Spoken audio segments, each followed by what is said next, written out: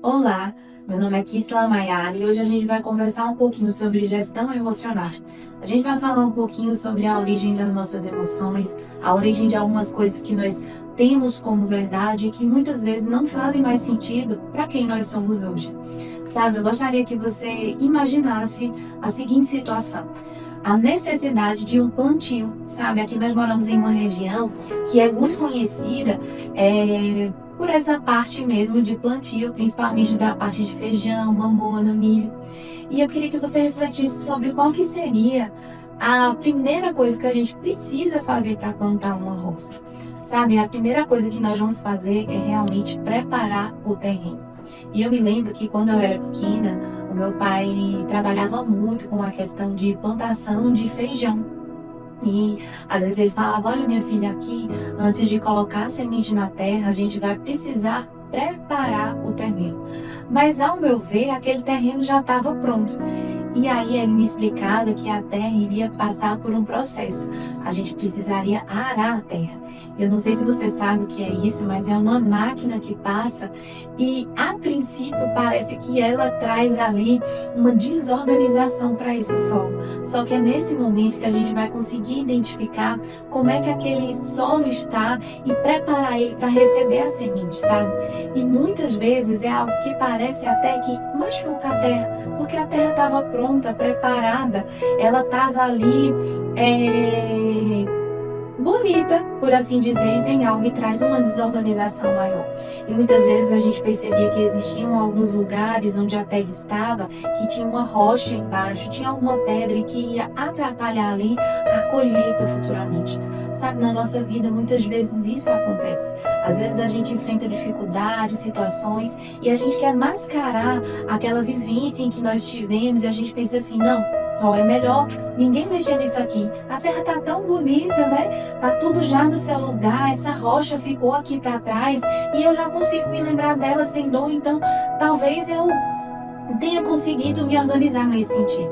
Mas deixa eu te dizer, a gente precisa tratar feridas que não foram curadas. Eu não sei se você já passou por uma situação em algum momento de alguém comentar algo com você sobre algo que você guardou numa caixinha lá bem escondida, e quando a pessoa tocar na ferida, você sentir realmente aquela dor e entender que você não tratou da forma que deveria.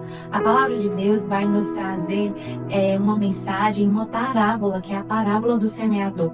Essa parábola vai dizer que o semeador, ele saiu a semear. E em alguns lugares a semente caiu onde havia espinhos. E aquela semente, ela não conseguiu gerar frutos porque as sementes, elas foram sufocadas pelos espinhos. Mas a semente que caiu em boa terra, ela conseguiu gerar a 60, a 30 e até 100 por um. E eu gostaria que você pensasse hoje nesse solo, nessa terra, como realmente o seu coração. Como que está a terra do seu coração? Será que as sementes que têm caído sobre você têm conseguido realmente gerar frutos? Eu não sei se em algum momento da sua vida você se vê frustrado, sabendo que precisa ser feito, mas não conseguindo, achando que muitas vezes aquela promessa que você recebeu, seus sonhos ou projetos ainda estão muito distantes de você. E é sobre isso que a gente vai continuar conversando um pouquinho hoje. Como está o seu coração? Como estão as suas emoções? Como estão os seus sentimentos? Como você se enxerga, sabe? E quando a gente conversa sobre isso, não tem como eu não me lembrar de uma história, né? Que é a metáfora do elefantinho. Eu não sei se você já escutou, mas essa metáfora vai dizer o seguinte. Eu me lembro que quando eu era pequena, foi na minha cidade um circo, né? E nesse circo tinha alguns animais. Hoje em dia a gente não vê tanto, né? Mas quando eu era pequena, teve um circo, uma visita de um circo, e aí no circo tinha alguns animais. Eu não sei se você já visitou algum lugar assim, um circo que ainda tinha animais.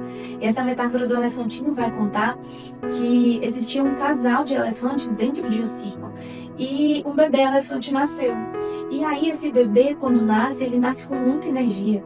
Ele nasce querendo conhecer ali, desbravar, mas eles precisam ficar dentro de um cercadinho, né? Os pais, eles já eram adestrados, o bebezinho elefante não. E o bebê elefante, ele nasce com uma média de 300 até 500 quilos. E aí é como se os pais falassem assim: meu filho, você precisa ficar aqui dentro desse cercadinho porque é mais seguro para você. Só que o bebê elefante não sabe, então ele quer desbravar, ele quer sair. E aí o que é que o treinador faz? O treinador percebe que ele ainda é um elefante novo, precisa ser adestrado, e coloca uma corrente no seu pé. Muito provavelmente você, eu falei do seu pé, mas na sua pata, né?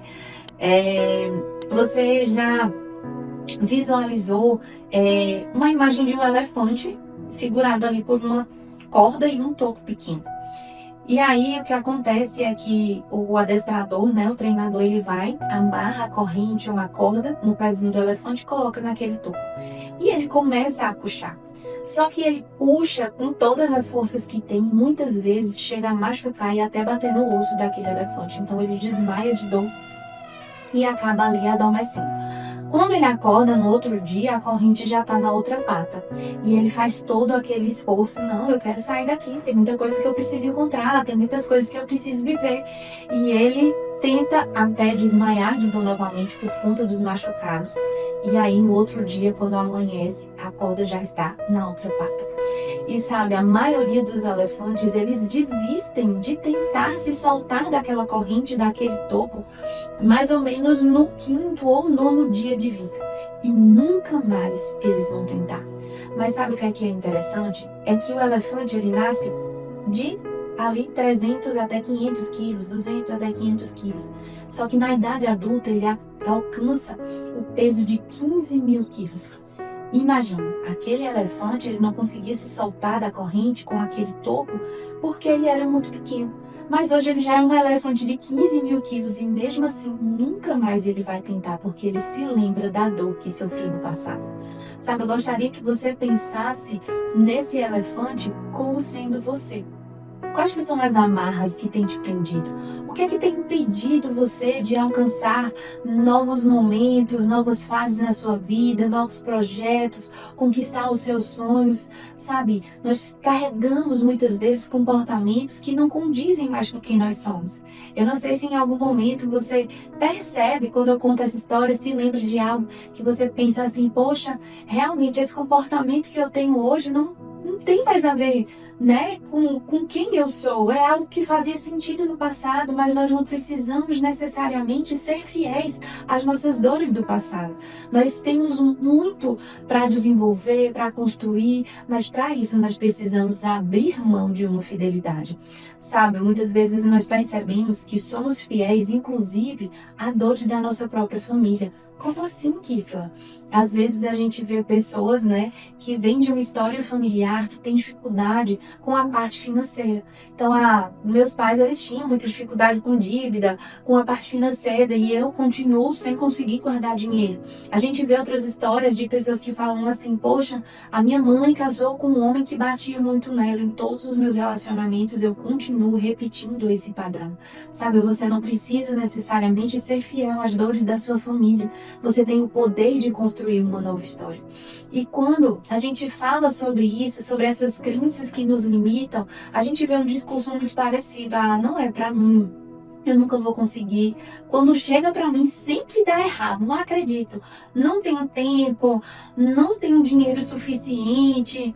Isso aqui é muito pra mim. Coisas nesse sentido. Eu queria que você pensasse: o que é que você tem repetido ao seu próprio respeito, que estão construindo a sua identidade e que na verdade não é a identidade que o Senhor Deus, ele reservou pra você.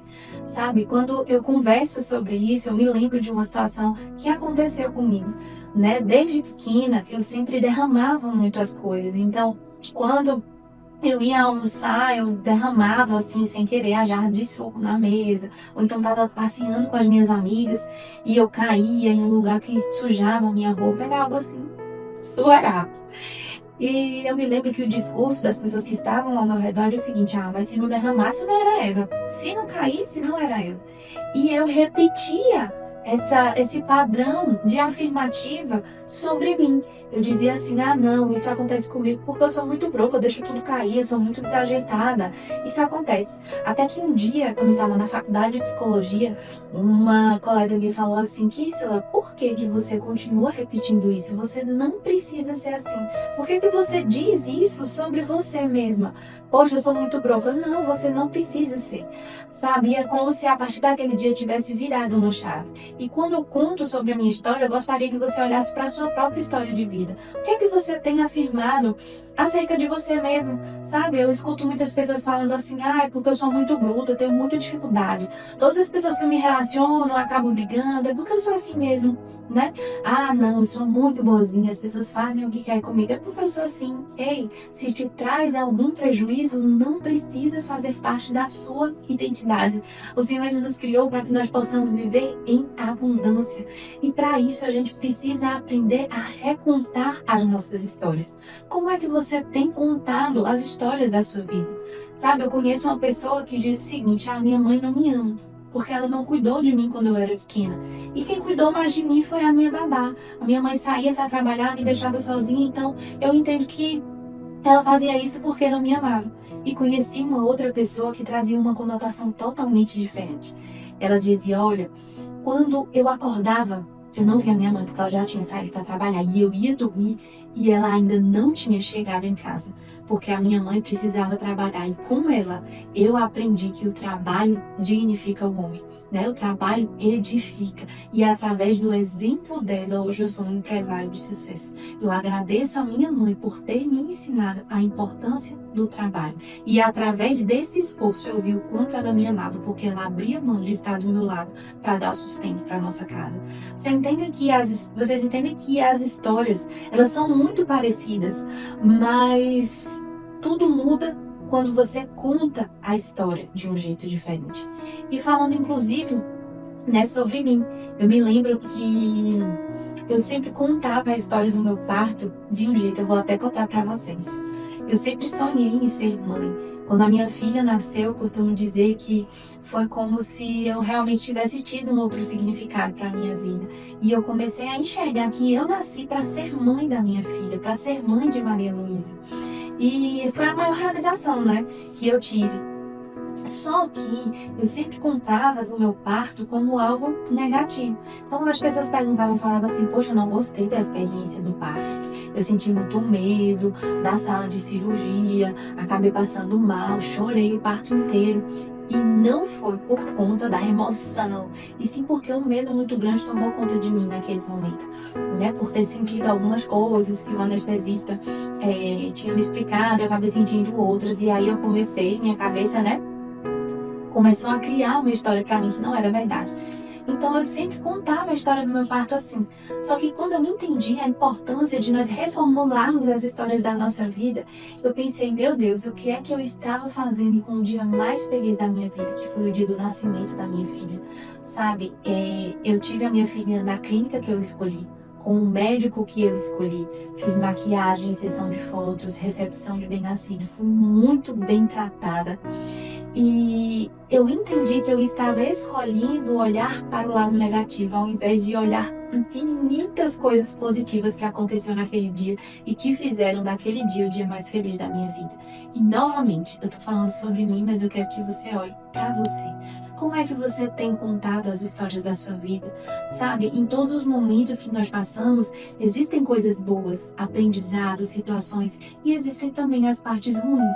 Mas se eu puder te deixar uma mensagem agora no final desse vídeo, é que você aprenda a recontar as histórias da sua vida, aprenda a escolher a parte boa da sua história, aprenda a abrir mão daquilo que não faz mais sentido para você hoje, para que você viva coisas grandes e especiais que o Senhor tem reservado para você. Um abraço e até o próximo vídeo.